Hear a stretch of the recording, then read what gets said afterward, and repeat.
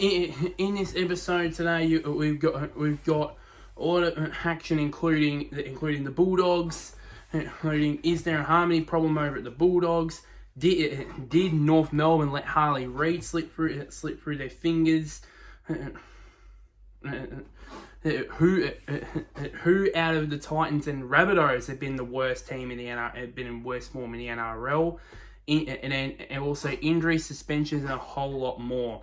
Hey guys, welcome to another YouTube video, and welcome to another episode of the BD Footy Wrap Up. So this is the wrap up, round number 5 of the AFL season, and also round 6 of the NRL season. It still feels kind of weird here. Hang on. Yeah, just gotta lose this because yeah. So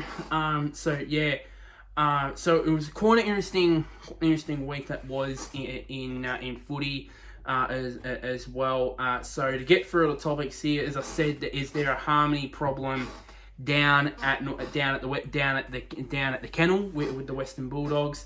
Did North Melbourne let slip through their fingers a certain number 1 draft pick who is killing it in the AFL at the moment over at the West? A certain young team is coming, and will they break their finals duck? Over in the NRL, who's in the worst form at the moment? Is it the Gold Coast Titans or the South Sydney Rabbitohs? Rabbitohs, are we in for another open final? Are we in for another open finals race in the NRL 6 weeks in? Also, there were injuries and suspensions as well. Before I start with this, I have to I can't start this episode without paying tribute to the victims of the attack over at Bondi Junction. It just shocked us. It shocked us all, not just over in Bondi, not just all over New South Wales, but all over Australia as well. It was so surprising as well. It shattered me when I found out that one of those attacked was a mother and her 9-month-old daughter. It kind of shattered all of us, including myself. I am going to do I'm thinking about doing a Break Talks episode, talking necessarily my past, my life and that sort of stuff. Doing that as the next episode, and how that young daughter is now going to be, without a parent, obviously, for the rest of their life. So those victims, not just those two, but that was attacked, but also the 5 other victims that were there, that were attacked and were killed as well. It was such an unfortunate, attack, really, and it just leaves us, with questions, that sort of stuff, about how that sort of tragedy happened. Well, not tragedy, but attack happened, and all that. So but let's not talk about the attack itself. We need to focus on the 6 victims of this senseless attack. So for those guys, for those people, rest in peace, definitely for them. So with that out of the way, let's get into the actual episode. So none better to start off than with the Western Bulldogs. Now all this drama, of course, with the Bulldogs came to a head on Friday night when, against my boys in Essendon, let's just say smashed them. Let's put it this way. Let's put it that way. And it was much of a surprise to me because after the Port Adelaide game in Gather Round, I was like, oh, here we go. This is not going to be a good, and this is not going to be good at all. As it turned out, it was, and it was even when in the second quarter. Of course, I watched all this game, and I said to myself, when we were totally outplayed in the early stages of the second quarter, but the Bulldogs couldn't convert their opportunities. I thought, if we can take our opportunities, we can definitely have a shot of winning this. As it turned out, we add to our fantastic defensive pressure. We ended up like. The one thing that surprised me was at the very early stages of the last term, we were leading by about 2 goals in the 2 goals. It was about 2 goals. By 15 minutes later, we were up by 42. We were up by 46 points at one stage. We were up by 46. It could have been more. Let's put it that way. So yeah, but luckily. But unlucky for us, the Western Bulldogs did get a couple of consolation goals late, but to get it going, to soften the loss in a lot of ways. But we ended up still winning the game. But there are more problems than just this game against Essendon to deal with for the Western Bulldogs. Now I agree with what Kane Cornes has said, that they should have moved on the coach a long while ago, and they still have the same problem for the last 3 years, ever since the 2021 grand final, where they can't stop runs of 5+ goals. It was the same thing here in the last quarter. We kicked 5 straight goals in about 15 minutes in that last term. Like I said, we were up by only 2 goals. It was manageable. It was basically where if we went back to our freaking transitional defending mistakes, we all know how bad Essendon's transitional defending is. Let's put it that way. We're terrible at it. We're the worst in the league when it comes to it. Then they could have a chance. Well, unfortunately, that didn't happen because they conceded 5. They conceded like they said 10 out of the last 11 goals, and we ended up and we were close. And we were one stage. I said. We were in front by about 46 points at one stage at the latter half of the game. So it could, as I said, it could have been more. So there's more of a problem down there. As I said, yeah, that's the main problem where everybody in the whole the AFL media fraternity is saying that ever since the 21 grand final, they can't stop a run on of goals. They can't. That is just their problem. In terms of what they mean is, once the opposition gets a run on and a flow, they can't get it back. And by the time they do get it back, it's too late. It's too late. The opposition are in front by 5, 6, 7, or in this case, nearly 8 goals on Friday night, and it's game over. So yeah, and the problems stand far beyond. I mean, the Luke Beveridge's selection is, I don't know what he's doing. I mean, you got Bailey Dale. You got Bailey Dale, who played as the sub on Friday night. You had got Bailey Dale played as the sub on Friday night. You had Caleb Daniel playing in the forward line in the twos. It's just ridiculous, really. And there's so many of them. Like I remember Footy Classified during this week. Footy Classified was on Monday. Clarified this and put down a list of where Bailey Smith, who who's of course, as we all know, he's out with his ACL injury he suffered in pre-season. But before that, they were playing. Bevo was playing him. He was playing him in the forward line. He's one of the best wingmen. Actually, in my opinion, he could be he could have the potential of being a damaging inside midfielder. In my opinion, he could be a very, very damaging inside midfielder.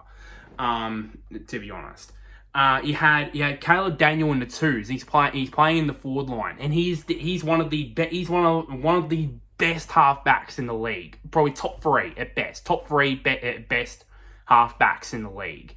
For sure. Then you got Bailey Dale. Probably another one is in the top three and the best halfbacks in the league. He's playing as the sub. Tom Liberatore apparently is playing forward, but I don't believe in that. I think they play him in that inside mid role, which he has done throughout the first initial part of the season.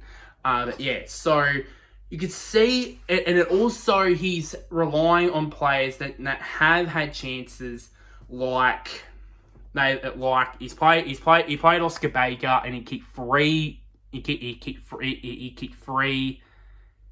He had three kicked out on the full. You have O'Connell that he's had opportunities and he hasn't taken them.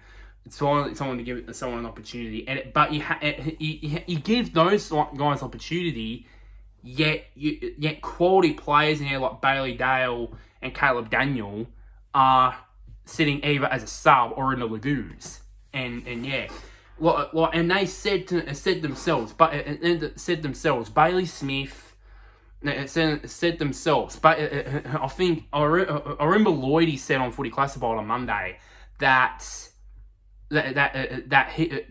he'd be perfect.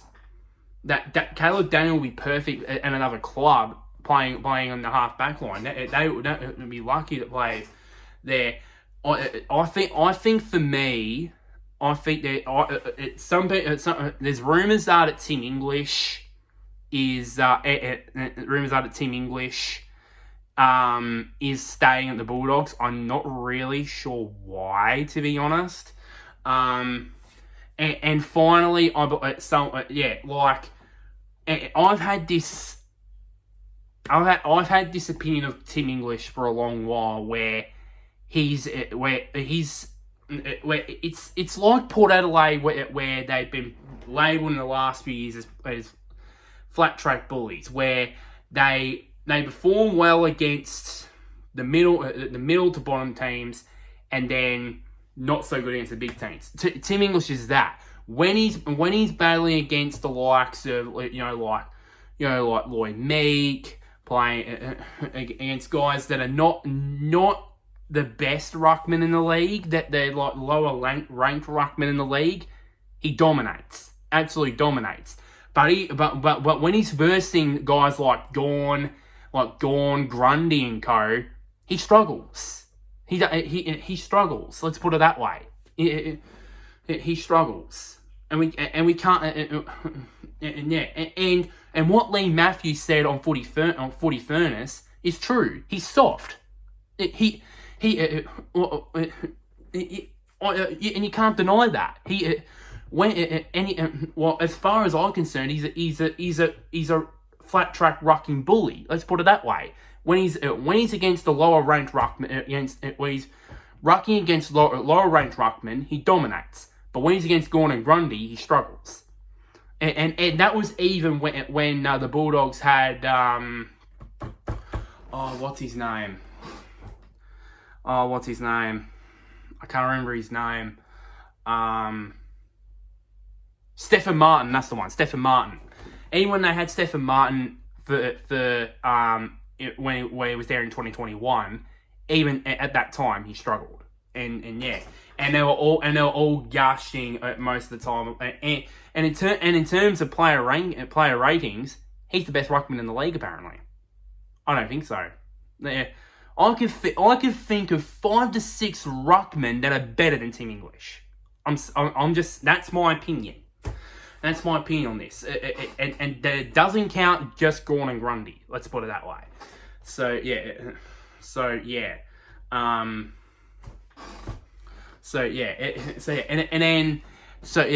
apparently it came out that that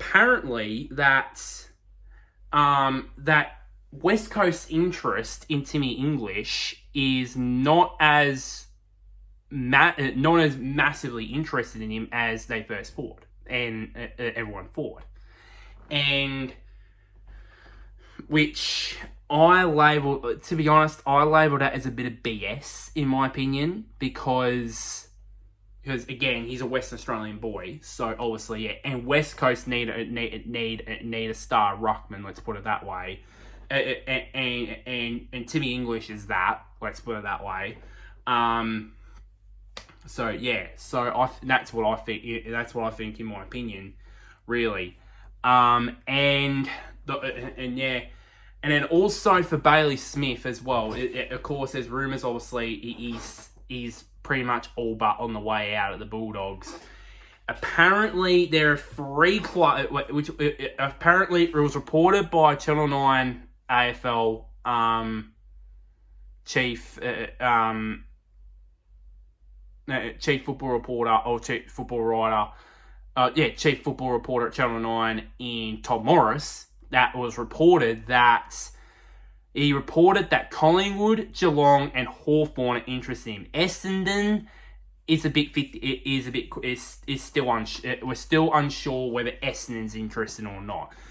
In my opinion, the two clubs, if I was Bailey Smith, I would go to is either Geelong or Hawthorn, because most definitely Bailey Smith, he's the best.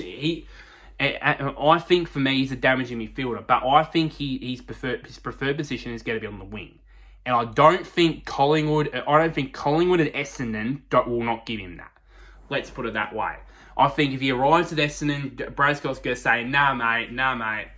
We've already stacked enough with wingers as it is. You're playing the forward line, and basically Craig McRae is going to say the same thing, and just basically say, it's not your decision where I play you. It's my decision. You're playing in the forward line, so that's what I think. And apparently, Colin was the front runner in that. So, and I think Geelong might give him that perfect. It would be that perfect. Would be the perfect team, or Hawthorn for that matter. If he thinks that there's potential in Hawthorn in the future, then he might go to them. Otherwise, if he goes to Geelong. Just imagine that, being alongside Dangerfield and being alongside guys like Holmes and Bruin, all these young guys that are the exact same age as him in terms of as I said, the exact same as him in terms of age and experience. That could be the big thing for him. Let's put it that way. But the press conference and then. Moving on back to Bevo for a second here. The press conference was rather confusing. It was a lot of confusing for fans as well, where a lot of questions like, are they in the now? Are they in the future? Or they're in the mixture of both? That's what's confusing fans at this point. But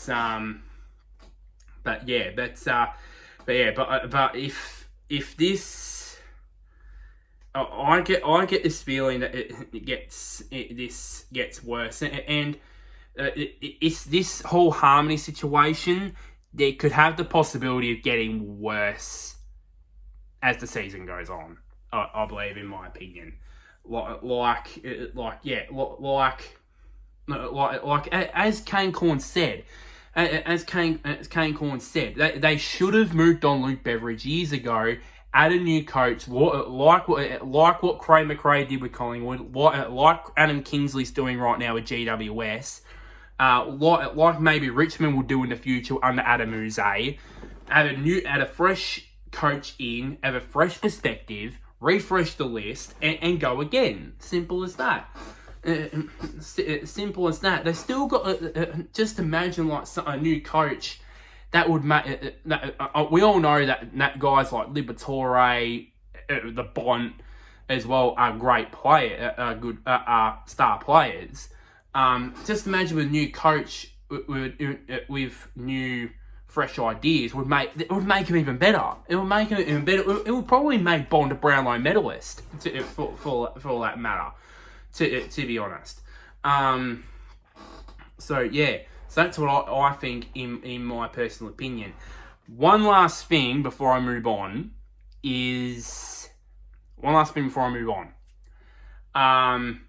I'm worried about. We said this about the potential of Bailey Smith going, Caleb Daniel going, potentially, and Tim English going. I can see a fourth possibly going. And I'm worried about it. And worried about him, most definitely. And that is Aaron Norton. I'm a bit worried about him now that obviously we saw the emergence of Sam Darcy over the last couple of weeks now. We all know that, and it's unbelievable. It's just incredible. It's just unbelievable, really. It's just insane. It's not good. It's just not. He's not in good form. Let's put it that way. He's not in good form. Let's be real here. And of course, Jamara Ugle-Hagan and Sam Darcy work incredibly well together in that forward line. Let's put it that way. And Sam Darcy's only going to get better and better. Jamara's only going to get better and better. And it just seems like Norton. I don't see him being a good backman, to be honest. I just don't see it, in my opinion. And by the way, I believe Bevo's probably too stubborn, in my opinion, to go for it, to be honest. So yeah, that's just my thing really on that front, really. But if there's the possibility here, you know what? I think, because why not here? This would be a perfect one here. Fremantle have got clear issues in terms of their forward line. They got a very good back line, but their forward line can't score. Let's put it that way. And in my opinion, Matt Taberner, he's inconsistent, and I don't think that's what they need alongside Jai Amos, who can be an absolute gun key forward in the next 10 years.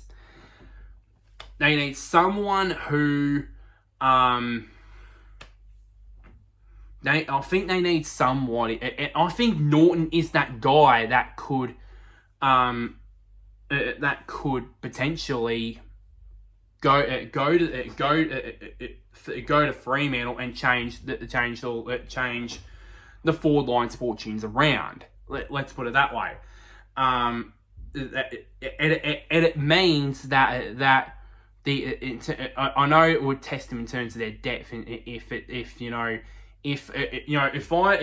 I'd say Darcy and Jamari Ugle-Hagan and Ugle-Hagan would be my two key forwards, centre forward and full forward.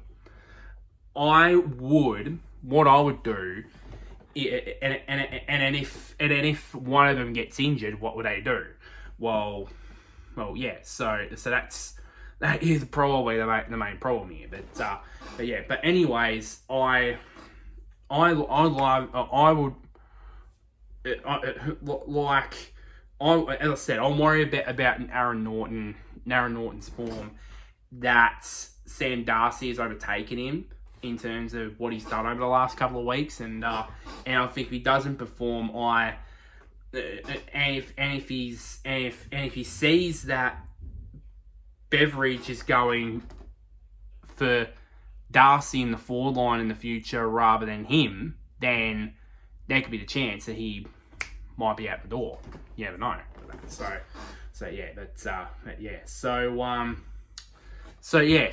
moving on. Moving on from the doggies, we move over to from Whitten Oval to Arden Street, that being North Melbourne, and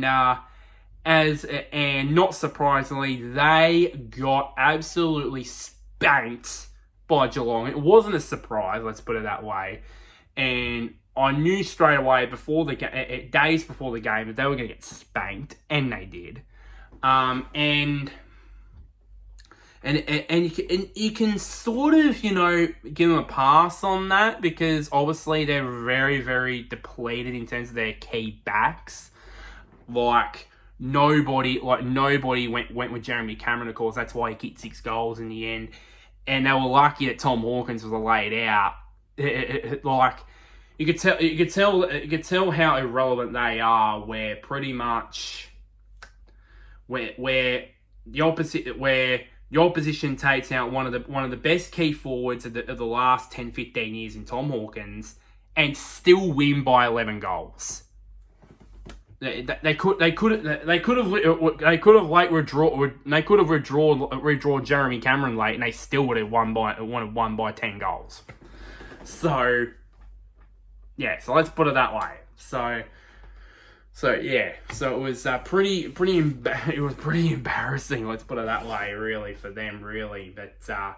It leads us to wondering, was that win in round 24 against the Gold Coast Suns over at Bellerive, would that be the worst loss, the worst win, like the worst thing that would ever happen to the North Melbourne Football Club? Because if they had, and they were thinking about, at the time, we'll probably think, nah, there's no way they'll take this game to get pick 1. There's no way. There's absolutely no way they would tank to get pick 1. There's no way. No possible way that would happen. Now looking back at it now that we all know Harley Reid, what he can do now, and what he did on Sunday against Richmond, tearing someone like Dustin Martin to shreds for someone who's 19 years of age, it's just outrageous. It's just outrageous here. What he did to him was absolutely ridiculous, really, and he has done, and the last few weeks, Gavin Round, and obviously this weekend, and obviously a game against Richmond was just absolutely off the scale. It was ridiculous, really, and especially this game here. Not surprising, he ended up getting the Rising Star nomination. That was not surprising anyway. It was only a matter of time before he would get the Rising Star nomination. And these two games have clearly personified me at like saying, yeah, this kid is definitely going to be the Rising Star winner this year. Not surprising. He's going to be a future Brownlow medalist in the next 5-10 years. Let's put it that way. It's just ridiculous. He's as what Kane Corn said, he's making them relevant. Yeah, and as a lot of people said, maybe. Thinking back at it now, maybe North should have tanked and basically have, guys like Nick Larkey out of the side, LDU out of the side, Simpkin out of the side. They should have tanked that game against Gold Coast so they can get pick 1, so they can get Harley Reid, so they can change the close fortunes around. But they didn't happen. That didn't happen. So yeah. So I get the feeling here that that decision to not tank this game, that round 24 game last year against the Suns, will be back to rue the Kangas. Excuse me. Excuse me. To haunt the Kangaroos for at least the next 10, 15 years. That's gonna rue them because if they take that game, they would have lost that game against the Gold Coast Suns. They would have got pick 1. Harley Reid would have been theirs, and they would have been sunshine and rainbows at this point. And West Coast would be where North Melbourne are at right now. Instead, they won that game. They let Harley Reid slip through their grasp because of that win. He's doing tremendous things over the Eagles' nest. Meanwhile over at Arden Street, things can't get much worse. It's just gotten far too much worse, to be honest. And yeah, so yeah, it's just ridiculous, really for North and yeah, and I know, yeah, it's just ridiculous. It's just ridiculousness, really for them. I think North, yeah, at some point, when is enough going to be enough at the North Melbourne Football Club to change their fortunes around? They've been in this situation since 2017. Yet they've been in this as I said, they've been in this situation since 2017. Ever since 2017, they've been on this downhill trajectory. And it's eventually ended in them 2021 finishing on the bottom, then finished on the bottom again in 2022. Luckily, they didn't finish on the bottom for 3 straight years in 2023, which they should have if they had tanked in that last game. And now it looks like they could possibly be in that position again. Let's put it that way. So yeah, so that is just absolutely ridiculousn's really on behalf of the of North Melbourne, really not to actually consider them doing not to actually try to have the tank. Like at the time, what, and even Lloydie said on Footy Classified on Monday night, he said, what do you choose? Either one win or number 1 pick, and with that, and the guy being the jackpot, and the guy that's the prize for pick 1 would be it would be a guy that is compared to Dustin Martin, and speaking of Dustin Martin, tore him to freaking shreds, and even did a don't argue on Dustin Martin. I mean, come on. I mean, it's just ridiculous this year, and it's just at some point as I said, when is enough going to be enough for all the Kangaroo fans to go? As I said, enough's enough. Something needs to change at the North Melbourne Football Club. When is enough going to be enough? Anyways, so yeah, so yeah, so that is for me what I think, to be honest, about that. So yeah. Next one. So the last topic before I move on to the NRL, obviously, the last topic of the AFL. Is speaking about the Gold Coast Suns. Let's talk about them because I watched the whole game. I had the honour of watching the full game, their game against Hawthorn on Saturday night, and oh boy, they are coming. And actually, no, let me rephrase it. Let me take back that last statement a second ago. The whole league needs to beware of what they could do over the next year or two, because they are coming, and they're coming fast. And it's not just with the players they got on their disposal. I'll get to that in a minute. But it turns in that round against Hawthorn, that they were ranked first. They were ranked first for pressure. They were ranked third in the round. They were ranked first in the round. ranked atop in the round in terms of pressure, third in the round in intercepts, and second in the round in scores from intercepts. What does that remind you of? A certain Richmond side under Damien Hardwick. Now that Dimmer's now gone to the Suns, and this is just the exact same thing. And even Joey Montagna labelled it on First Crack. He said that it's like Richmond brand. It's not imperfect. It's not the perfect game style and that sort of stuff. But it works. It works to their disposal. And then David King came out and said that he doesn't have three brutal tools behind the ball. I mean, you have, of course, like Jed Walter. You have Ben King, obviously an established key forward in there. Then now you got the likes of Jed Walter in there. He's or as David King labelled him, a 196 centimetre brute.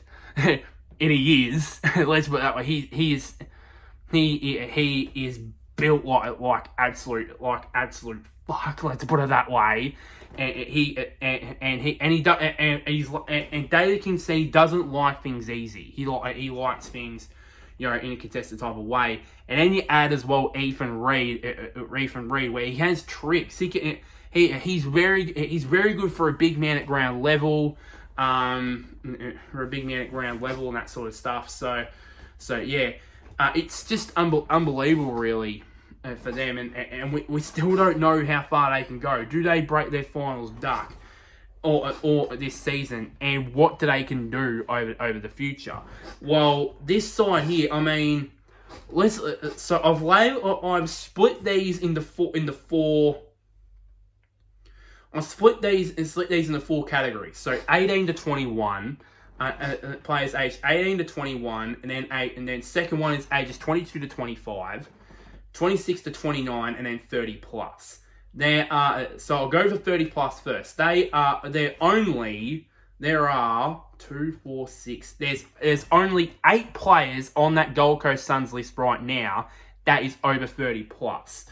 2 of them in Rory Atkins and Sam Collins, and Sam Collins turned 30 this year. So that counts in that ranking. So yeah, and then of course you got one of those. You got Sexton, you got Brandon Ellis, who's a former Premiership player at Richmond. You got David Swallow, who's been at the Gold Coast Suns from the very beginning. Jared Witt, who's one of top 5 best rucks in the league. You got Sam Day, who's really has been been out of favour now that Casboult's been in there. Walter, Reid, all these sort of big key forwards have now emerged. And then also Levi Casboult, who was great when he first turned up at the Gold Coast Suns. Now that with Walter emerging, I don't think the Suns really need him anymore. Let's put it that way. But I wonder if they keep him as a sort of a depth player, if and when Walter or King, someone like that gets injured, then these are the guys, and then of course these are the guys that they're only like. Then there's only 7 players who are still like Ben Ainsworth. I find it hard to believe that he's been in the AFL system for 8 years. Which is strange to me. It almost feels like yesterday where he made his debut at the Suns in 2016. So it feels like yesterday, and now he's 8 seasons into his career. Obviously, it's just unbelievable. And then you got in that age break, you got guys like Darcy McPherson who's proven himself as well. Braden Fiorini, you got Ben Long, Lockie Weller who's out injured at the moment, and then you got the two basically spiritual leaders in that team in Took Miller and Nick Holman, who's a very handy very handy forward. And of course, we all know Took Miller, what he can do. He's one of the top 3 best midfielders in the league. at the moment. But this is where it gets a lot more interesting. These next two age demographics, so ages 22 to 25 and then 18 to 21. These are just absolutely ridiculous. These guys here are just starting out their career, starting out their careers. I mean, look at these names. Look at these names here. I mean, you got Ballard, you got Powell, you got Tom Berry, who's actually become one of the more improved players this year from what I was saying. Of course, you got King, Lukosius, Sanderson, Rao, Butterick. You got Malcolm Lawless in there, who unfortunately injured his hamstring in the game against Hawthorn. And of course you got Sam Flanders in there as well. You got Joel Jeffries, who's been a star player in the past. Alex Davies as well. You got Paul Hoyer as well in that. So those guys there that have had opportunities in the starting lineup for the Gold Coast Suns in that demographic, and then these guys here who have all but one have had their opportunities this season with this Gold Coast Suns team. And again, you got Will Graham, you got Ethan Reid, got Jed Walter, you got Jake Rogers, who all were drafted at this past summer. Of course, you got Moe's finest, Bailey Humphrey. You got Bodie Hewland. You got Mac Andrew, who I think he's my tip for the most improved player this season. I think for me the top two most improved players in the league, I think, have been Mac Andrew and Tom Berry, in my opinion. Those two have really improved, gone another level, especially Mac Andrew, and then Sam Closey.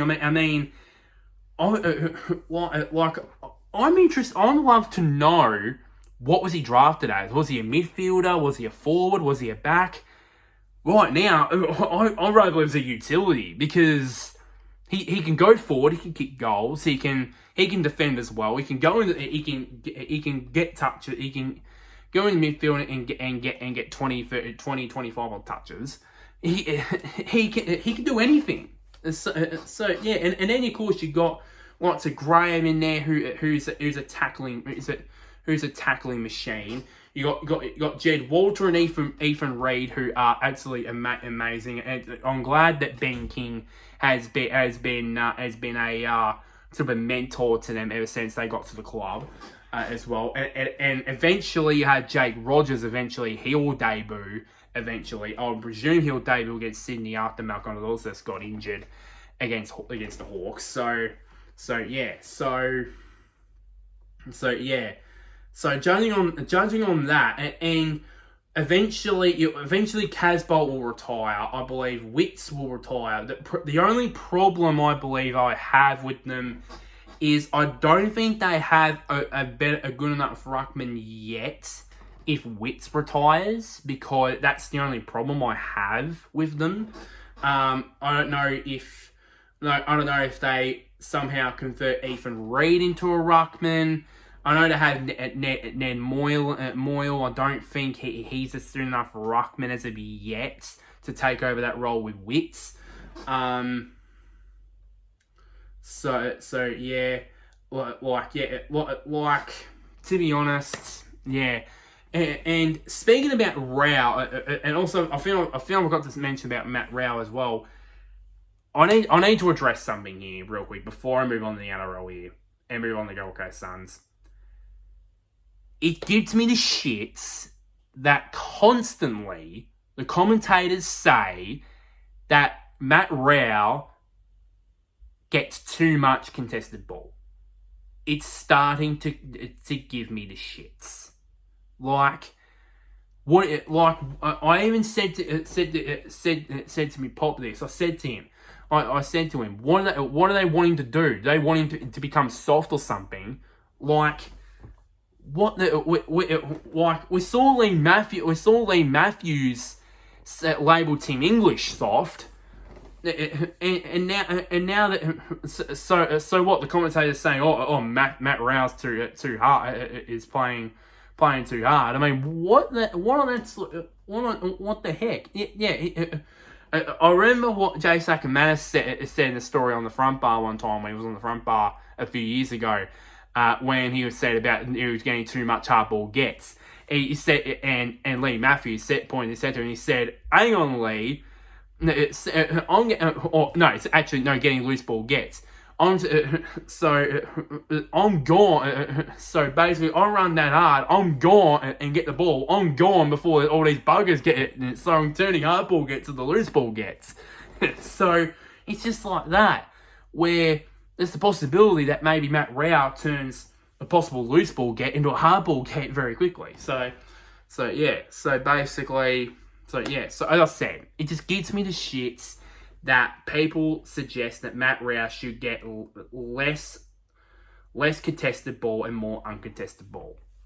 I just find that ludicrous in my opinion, and I think it's giving me the shits, to be honest. And that's going to get louder and louder over the course of the season. And realistically, really, will Damien Hardwick listen to that? Hell no, they won't say. They would say he would say to Matty, look. This contested how you handle this your strength with getting contested ball, it's winning us games. Keep doing it. So to end this on the Gold Coast Suns, will they break their finals duck this season? They do play North Melbourne and West Coast twice, so that's generally 4 wins, and they've already at this point got what they already won against Richmond, they won against Adelaide, and they now won against Hawthorns. That's 3 wins, and if you count basically the two, so that's basically 4 wins. So that's 7 wins already they've got with the 4 wins that's already given to them. So pretty much they're pretty much halfway through the finals, pretty much, anyways. But they are going to be something else over the next 12 to 18 months. With a full preseason out of the likes of Reid, Walter, Rogers, Graham, Closey, and all that, and Mac Andrew another preseason, they're going to be something else. Let's put it that way. Let's be real here. They're going to be something else. Let's put it that way. So yeah. Moving on to the NRL. I want to do a debate here. So, let's just say, ask you this: I've always asked myself, who's been in the worst form so far in the first 6 rounds of 2024 in the NRL? And it's been 2 standouts, obviously, or not standouts, in the Gold Coast Titans and the South Sydney Rabbitohs. Well, I said about the Gold Coast Suns, well, it's a bit of a changing fortunes in the NRL landscape for the other Gold Coast side and the Titans. So yeah, like, first let's go to the Gold Coast Titans. They've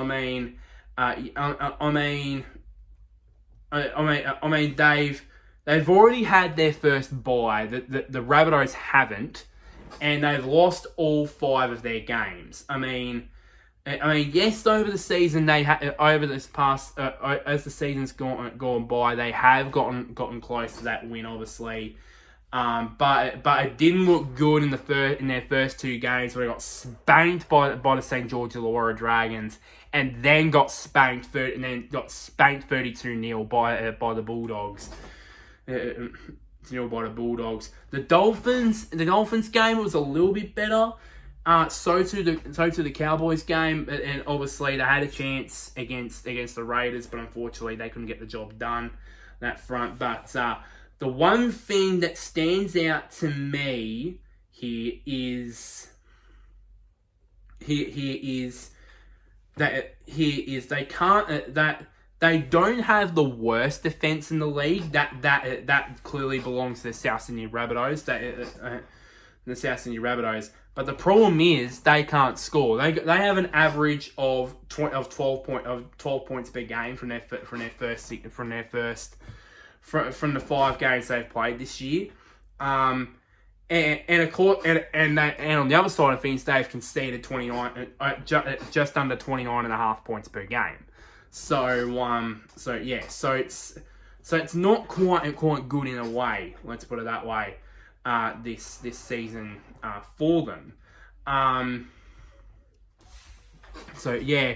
then moving on to the South Sydney Rabbitohs, there's been much talk about Jason Demetriou's position there. Some people said, "Oh, is he gonna get sacked? Is he not?" The Souths have come out and said they're supporting him for now, which I don't believe in that, because I've seen in the past where they've gone, teams go, "Oh, we support this coach, we support this coach, we support this coach." A week or two later, they're given the sack. So yeah, not saying that South's going to do the same thing, but it's not good in a way, to be honest. And these two coaches are probably the two most under pressure coaches in the league, to be honest, because of ladder position in Jason Demetriou and Des Hasler. We all know the resume that Des Hasler has when he was coaching Manly, and of course when he was coaching the Canterbury Bulldogs back in 2012 to 2014. And probably when the Titans announced that they brought in Des Hasler as coach, all of Gold Coast fans thought, we've hit the bloody jackpot. We've gotten a two-time premiership. We've brought in a premiership coach, a coach that has experience of winning premierships, making finals, making grand finals. Eager to take us to the promised land. Well, the first 5 matches, especially the first 2 matches they played, has not gone according to plan. There might be the possibility that maybe as the season goes on, the players get used to Hasler's methods, and eventually that's when they start to win games. But at this point, it's not working for them. At this point, eventually that will, but at this point, it's not working for them. As for Jason Demetriou, I think his time as coach is numbered, to be honest. It's only a matter of time before the board loses patience with him and they do give him the sack, to be honest. It's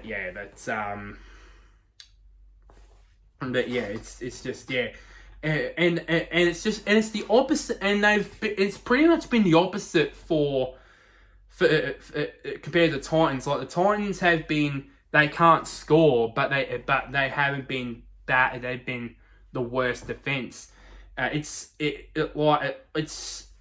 different sort of thing with South Sydney. They can score better, way better than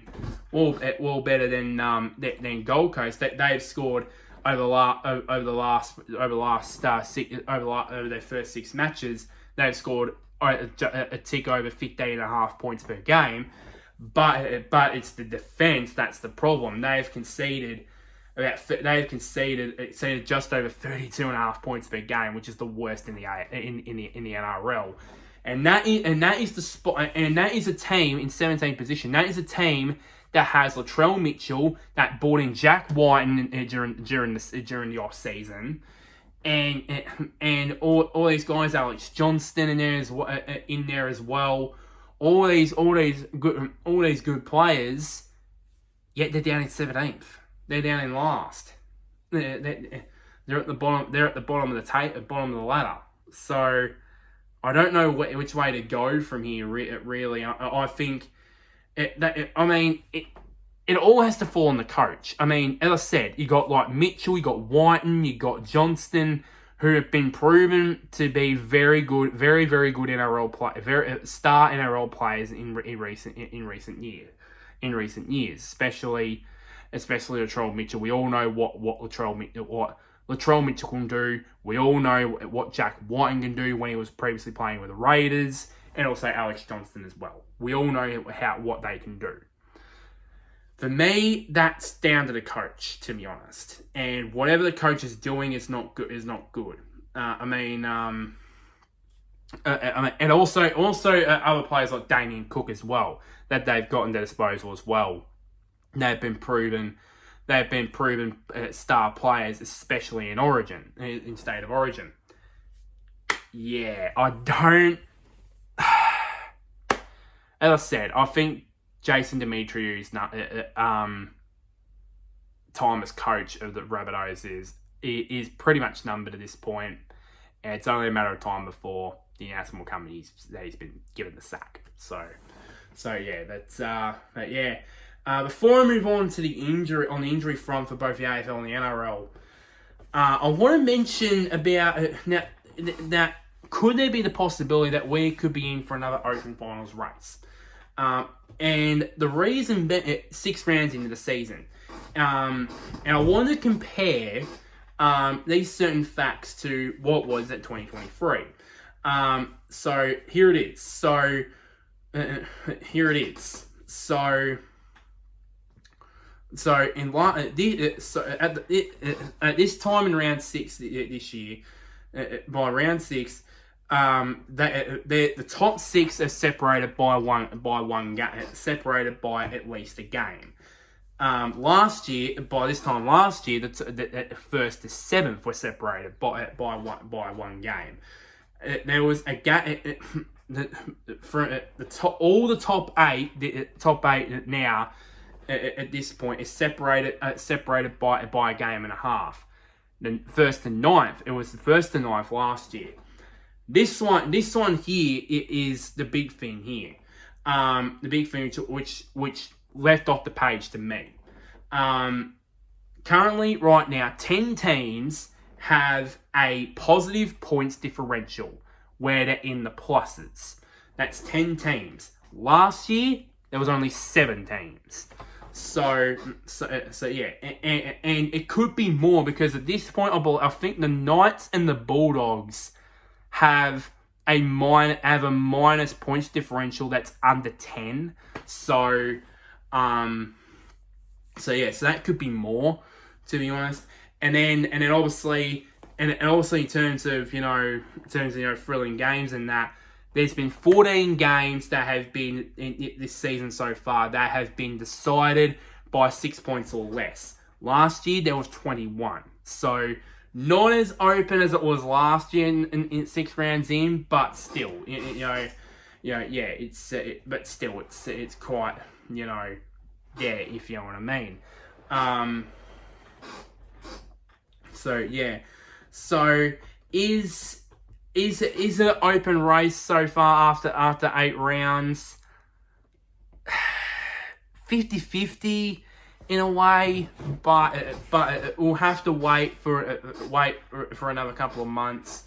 But it's been a great start. I mean, there's been so many thrilling games. Unfortunately, I haven't got to see much because of obviously the AFL. But that will change very soon when Magic Round happens. I'm gonna focus all that weekend on the NRL and not the AFL. The AFL had its turn with Gather Round. Now it's time the NRL's turn in a month or so time with Magic Round. So yeah.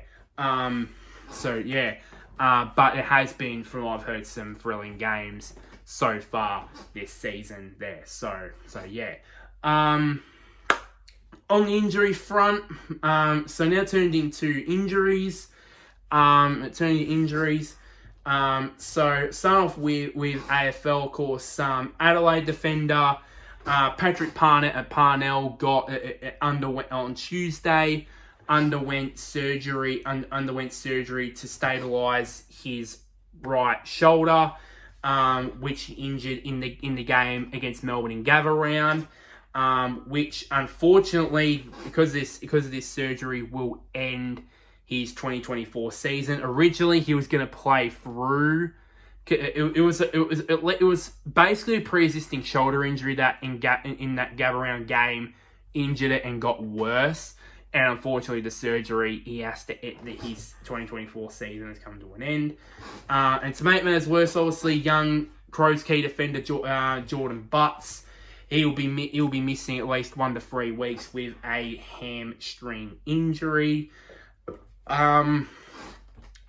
Moving over to Brisbane, you got their dynamic forward in Zach Bailey. He's expected to miss 4 to 6 weeks with a high ankle sprain. So if I move back a little bit, maybe he's injured himself about high on the ankle here. So I would presume that that's probably what's been the case. And apparently the club will seek further medical advice about how to, best treat that. Let's put it that way. For Carlton, they had a lot of injuries to make matters worse of their first loss of the season. Adam Sard, their running defender, running half back, he will be missing 6 weeks with a hamstring injury. To make matters worse as well, both midfielder Adam Chera and their key defender in Mitch McGovern will both miss 1 to 3 weeks with both of them suffering hamstring injuries. I mean, that both will miss 1 to 3 weeks. Small forward Jesse Motlop, he was scheduled to be back in about the next week or so from a pre-season injury. Unfortunately, he has suffered another setback with injuring his hamstring, which will keep him out for yet another 4 to 5 weeks. And then David Cunningham and Lockie Fogarty. It's unclear when they're going to return after injuring their calf and wrist respectively. Of course, Lockie Fogarty obviously injuring his wrist as well as having a suspension put on him in that Gabba Round game against Rio. And then to make matters worse, it's unclear when at this point in time when Caleb Marchbank's going to return from a back injury at this point. For Essendon, for their small forward Jai Menzie suffered a shoulder injury in the game against the Dogs, and he will be set to miss the next 2 to 3 weeks, which does include Anzac Day. So he will miss out on Anzac Day, unfortunately. For Fremantle, their forward in Sam Switkowski, he suffered a concussion in the game against Port Adelaide, and he'll be placed in the 12-day concussion protocol. So he'll be missing the game, missing the WA Derby against the Eagles. For the Gold Coast, their live wire in Malcolm Rosas, he is set to miss 8 weeks after he sustained a very bad hamstring. I saw the incident. Of course, I was watching the game, and it looked quite bad, to be honest. But it could open the door for Jake Rogers to make his debut. So another young Gold Coast Suns talent is making his debut. How appropriate is that, really? So yeah. For GWS, that had a very bad week on the injury front, of course, with their star midfielder Stephen Canelio missing. Had scans that confirmed that he did avoid a ACL injury, but he did suffer an MCL injury, which will keep him out for the next 2 weeks. And then of course, key defender Sam Taylor, of course, is entering the 12-day concussion protocols after suffering after the horrible collision that he suffered against St Kilda. And at this point, the club is not putting a timeline on his return, given how bad the concussion was. It was that bad. I remember them saying that he was unconscious for a very long time. So they're not putting him on a timeline as of that yet, which is a big blow for GWS in terms of their key backs stocks there. For the D's, key defender, their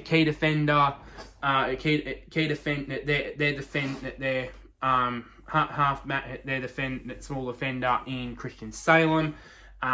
He will miss 4 to 6 weeks with a moderate grade hamstring injury, which he suffered in the first 5 minutes in the game against Brisbane on Thursday night. North key defender Callan Dawson suffered a hamstring injury, suffered an ankle injury, and will be out for the next 2 to 3 weeks. So another key defender for North going down with an injury. Why am I surprised? Let's put it that way. And just to make matters worse, they've already got a lot of, and it's just gotten worse for them with defender Jaden Short and midfielder Jack Ross set to be out for a very extended period with a foot and calf injuries respectively. West Coast key defender Callum Jamieson was a late withdrawal with hamstring soreness for the game against Richmond, but the club is still yet to determine how long he'll be sidelined for. We don't know if it's only just going to be he'll be back for the game against Fremantle. We don't know, but yeah, and then to make those worse, of course, Eagles midfielder Luke Edwards is going to be entering the 12-day concussion protocols after suffering a concussion against the Tigers. And then another one to enter concussion protocols is Tom Liberatore after his scary collapse at the end of the game, close to the end of the game against Essendon. So pretty well done there. Moving on to the NRL, you have obviously, of course, you have the big one, obviously, of course, the Rabbitohs. We all know about their woes. It's just gotten worse with their proc Tavita Taloa is set to be sidelined for the next 12 weeks after undergoing surgery on a fractured foot, which is not good going there. And to make matters worse as well, their winger and Tyrone Munro is set for surgery after fracturing his collarbone. So not a good situation. Not a good situation. Just made matters worse with an injury toll for the Rabbits. Speaking of cellar dwellers, of course, Titans fullback in Jaden Campbell is set to be sidelined for at least the next month with a PCL injury. And then to make matters worse as well, Phil Sammy failed his fitness test during the week. During this week, and he won't be playing this week. Then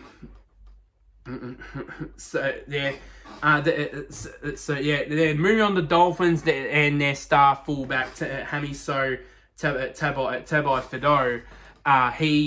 He will be set to be out for the next month with apparently a grade 2 hamstring tear.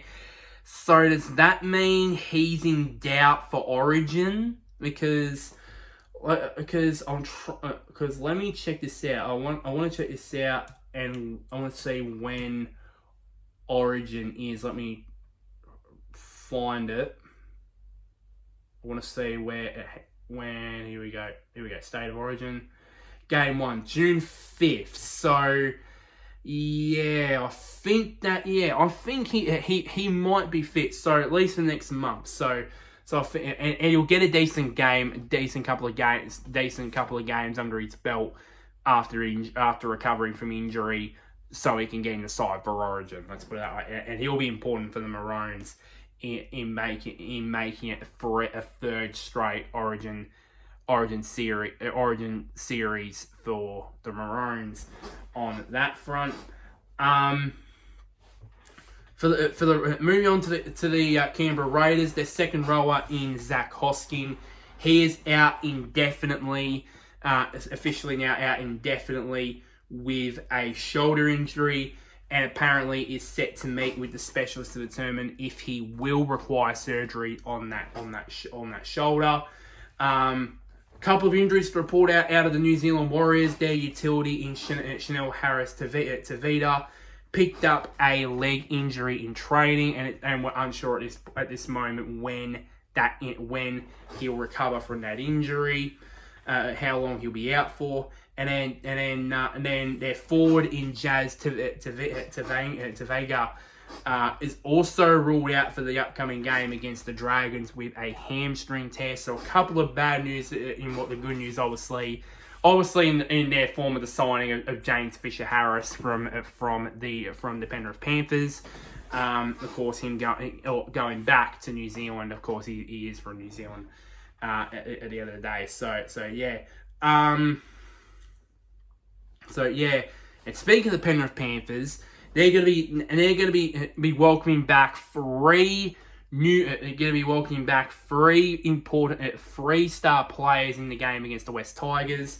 Of course, Jerome Luai from a knee complaint, Scott Sorensen from his own knee injury, and a certain superstar by the name of Nathan Cleary. I don't know if you've heard of him. Apparently, he's won multiple Clive Churchill medals. I don't know if you've heard of him. Yeah, that guy. He's also going to be returning from a hamstring injury. Over at the Cowboys, their winger in Murray Talangi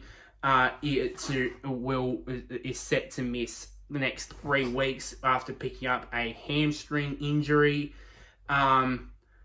Over at Manly, the back rower and centre as well in Ben Trebojevic will also miss 3 weeks after he also picked up a hamstring injury.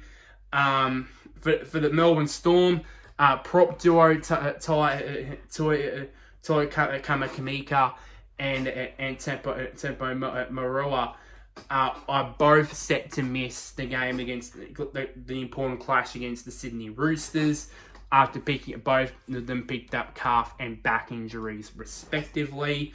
To make matters better for the Roosters clash with the Storm, they're set to welcome back their captain in James Tedesco from concussion, and then of course the Dragon centre in Jack Bird or finally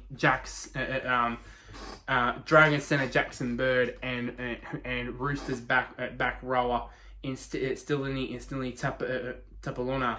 I fancy how you say his name. Both failed their HIAs over the past weekend, and they will enter into the NRL's concussion protocols, so they will miss this week's games. Moving on to the suspensions. So a couple of suspensions that came out of the AFL. Of course, the Lions star live wire in Charlie Cameron. He initially got suspended for 1 match for rough conduct on Jake Lever, a former Adelaide Crows teammate. The Lions did appeal the decision, and they were successful, meaning that Charlie Cameron is free to play in that huge game against the Cats. And then Adelaide midfielder Matt Crouch was also suspended for 1 match for a forceful front on contact on Carlton defender Jack Carroll during the game during Adelaide's win against the Blues. In the NRL, for the Dolphins, Anthony Milford was suspended for two matches for grade 2 dangerous contact, I should say. The Seagulls, Josh Eloi was suspended for 1 match for a grade 2 dangerous contact, and the Cronulla Sharks' Sion Katoa was also suspended for 1 match for a grade 2 high tackle. And the one thing I want to end with this on this episode is, we all thought last week with the whole homophobic slur thing with Jeremy Finlayson that it all was put to bed. Well, it all came back out again when Jeremy was on his wife Kelly's podcast, and he came out and said that it felt it was shit that he got that 3-week suspension, which some might argue, it's on a podcast, so he was trying to admit the truth about how he felt about that 3-week suspension deep down, even though he did accept the decision. So I think for me in this case, is, he's got given 3 weeks. He should accept that, but he hasn't. But I wonder if he was talking, if he was at some point, talking about the possibility that about the fact that everyone was comparing that to Alistair Clarkson being in trouble over the same offence. When he got the 20 grand fine, he got the suspended 2-game ban. And then he got the 3-match suspension. So maybe he was saying something about that, to be honest, when I first heard it. But at the end of the day, he needed to accept it. He did accept it. I don't know what he was saying, to be honest, but maybe he was just getting a joke out of it. I don't know what he was planning with those comments, so I just don't see why he made those comments, to be honest, on that front. So that's pretty much it for this video, really. So like this episode, like this video, like this episode. Shares to anybody who is a Gold Coast Suns fan, or a Gold Coast Titans fan, or a South Sydney fan. Comment down below what are your thoughts and opinions on this week's round of matches. Comment your opinions and thoughts and all that. I love to hear them. And one last thing, somewhere down there, click on the button which is nicknamed subscribe. And as I said at the beginning, at the top of the episode, I said rest in peace to those 6 victims that were involved in that attack at Bondi Junction last week. But as I said, until next time, guys, I'll see you all later.